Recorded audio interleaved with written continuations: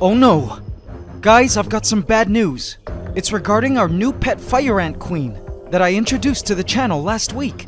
Now initially I wasn't sure if I was going to keep her, release her, rehome her, or humanely kill her. So I asked you guys what you thought we should do with her. In last week's video, you guys voted, and your very valuable opinions helped me reach an ultimate decision regarding the fate of this queen fire ant, who had already begun to lay eggs and found her own colony. But when I peeked into her test tube this week, what I saw completely shocked me and changed everything. Keep on watching until the end for the ultimate plot twist Mother Nature threw our way. Welcome to the AntsCanada Ant Channel. Please subscribe to my channel and hit the bell icon. Welcome to the AC family. Enjoy. So let's get down to it. AC family, some of you already know I own a massive fire ant colony called the Phoenix Empire, living in their great kingdom known as the Ember Islands. However, stumbling upon this queen fire ant in my yard, I considered, hey, maybe I could keep 2 fire ant colonies. After all, we would soon be moving into the ant house, with a ton of room for extra ant kingdoms. And releasing her back into the wild would probably not be a good idea, seeing as fire ants are invasive where I live. I also wasn't sure if humanely killing her by sticking her into the freezer might be a good idea, as that seemed a little sad in my mind. Rehoming her by giving her to another local ant keeper was another option. But in a community tab post, I asked you guys to vote, and the majority of you voted to keep her. I also asked your great AC Senate what they thought we should do, and they also voted to keep her. And so I made my decision. We were going to keep this queen fire ant, who could also be a possible backup colony in case, God forbid, the tank of the Phoenix Empire were to crash while moving to the new ant house. It might also be a good learning experience to see how this second fire ant colony compared to the Phoenix Empire. I was super excited for the future of our new queen fire ant and our future fire ant colony in the making. I placed the queen away in the dark to allow her to proceed with the colony founding process in peace. But AC family, upon checking up on her to film an update on the progress of her starting brood, I was shocked to see what I saw in her founding test tube.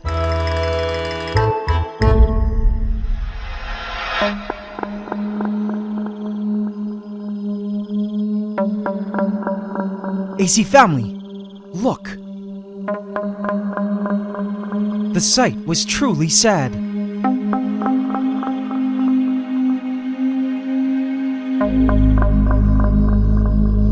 Eggs scattered all over the test tube, undeveloped and uncared for. Some of the eggs were even rotting. This is a sight we ant keepers hope we don't see in the founding test tubes of our newly caught queen ants. AC family, when a queen ant leaves her eggs scattered everywhere like this, and when they don't appear to be developing into larvae, which seems to be happening here, it's a telltale sign that the queen is likely unfertilized. This means that during her nuptial flight, she didn't successfully mate with a male, but still proceeded to break off her wings as usual and start the founding process.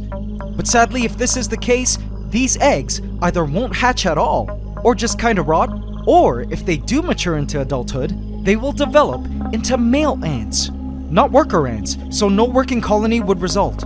If you're wondering about why unfertilized eggs go on to develop into males, I know it's weird and confusing, but in the ant world and bee world, sex is determined by the number of chromosomes.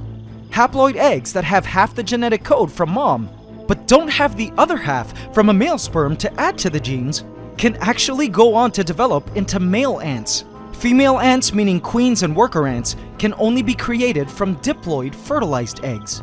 Strange and weird, I know, because it also means that all male ants technically don't have biological fathers. But that's just the way things work in ants. But going back to this queen ant, with her scattered, undeveloping eggs, there is still a tiny, tiny chance she was fertilized.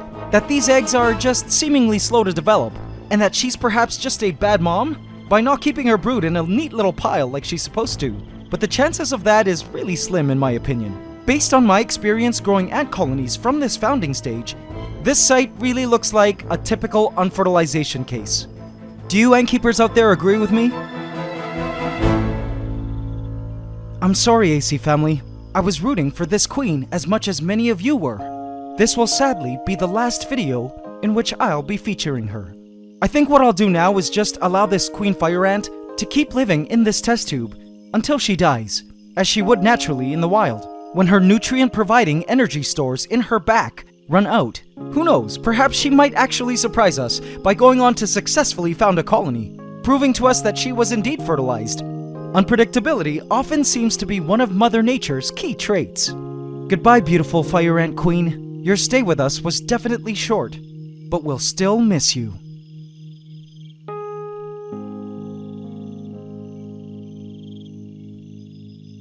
Now, at the start of the video, I told you that there would be a surprise plot twist at the end of this video.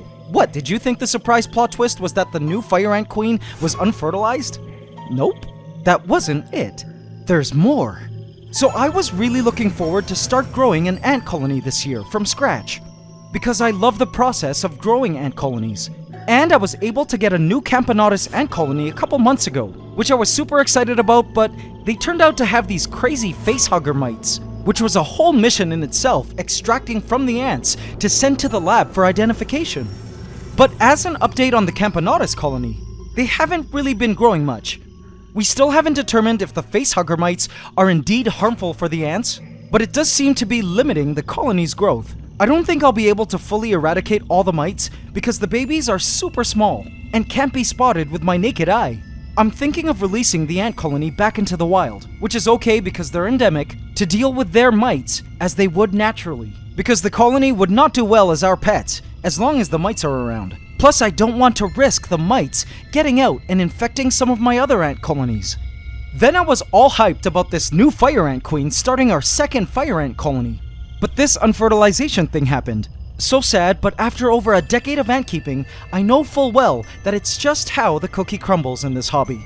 The reality is, not all queen ants go on to found successful ant colonies. There are many queens that fail for a number of very natural reasons, so we ant keepers just have to keep on trying until we succeed. So AC family, I figured, you know what? Third time's a charm. And I went on to look for another young ant colony to add to our growing family of ant kingdoms in the Antiverse on our channel. And so AC family, it is with great pleasure that I introduce to you yet another new budding ant colony. And guys, I know you will truly love them.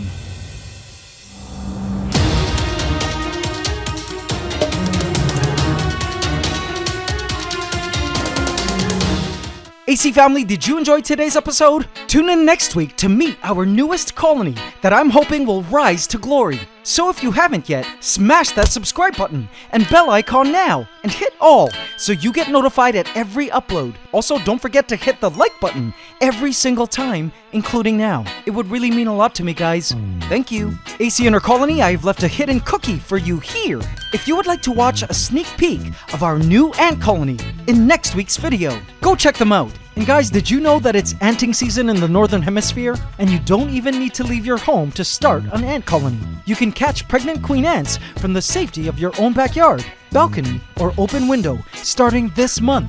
Be sure to visit AntsCanada.com for all your ant keeping and collecting gear shipped to you in a special package from our ant-loving facility in the USA, so you can get the most out of your ant keeping experience. We ship worldwide and also offer full email support if you need our help. We also have a helpful forum and ant colony trading marketplace on the site. Visit AntsCanada.com today. And now it's time for the AC question of the week. Last week we asked, what does the queen ant feed her larvae? Congratulations to Carpal Tunneler, who answered, she breaks down the flight muscles in her back hump after the wings fall off and regurgitates a nutritious soup to feed the larvae. Congratulations, Carpal Tunneler, you just won a free Ultimate Ant Keeping Handbook from our shop. In this week's AC question of the week, we ask, what factor determines the sex of an ant? Leave your answer in the comment section, and you could also win a free Ultimate Ant Keeping Handbook from our shop. Hope you can subscribe to the channel as we upload every Saturday at 8 a.m. Eastern Standard Time. Please remember to like, comment, share, and subscribe if you enjoyed this video to help us keep making more. It's Ant Love forever.